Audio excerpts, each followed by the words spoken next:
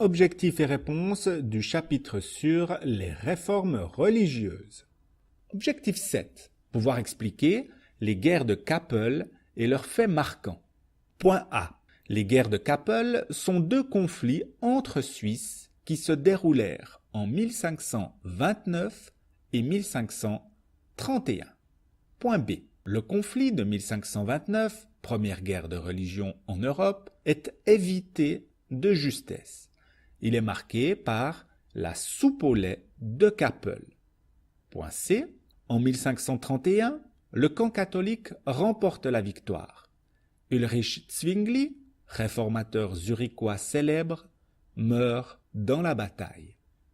Objectif 8. Pouvoir expliquer comment la réforme se diffuse en Romandie. Point A. Jean Calvin est un réformateur français qui s'installera à Genève et fera de la ville la Rome du protestantisme. Point B.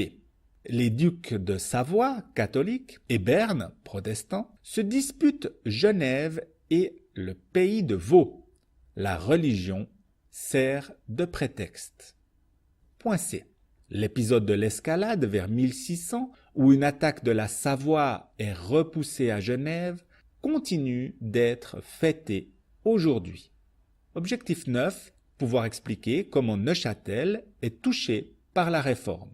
Point A. En 1530, c'est le réformateur Guillaume Farel qui convertira les Neuchâtelois à la nouvelle religion.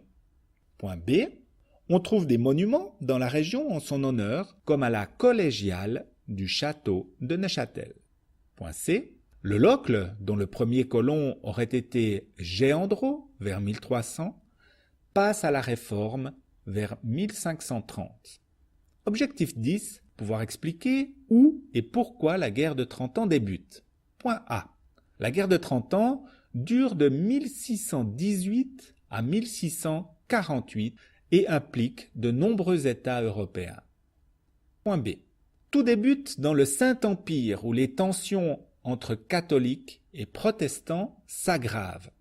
Point C. Une révolte protestante éclate à Prague où les représentants de l'empereur sont jetés par la fenêtre. Objectif 11. Pouvoir expliquer quels pays se joignent au conflit et dans quel but. Point A. Les protestants sont vaincus et persécutés. Ils demandent l'aide des nations protestantes. Point B. Le Danemark intervient, mais il est vaincu. La France s'inquiète des victoires de son voisin et pousse la Suède à intervenir. Point C. La France entre en guerre et s'empare de territoires, obligeant le Saint-Empire à signer la paix. Objectif 12. Pouvoir expliquer les conséquences du conflit aussi pour la Suisse. Point A. En 1648, on signe les traités de Westphalie.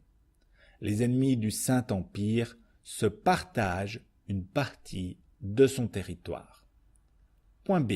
Les cantons suisses, qui sont restés neutres, y sont mentionnés. On reconnaît leur indépendance. Point C. Vers 1650, une guerre des paysans éclate en Suisse face à la mauvaise situation économique.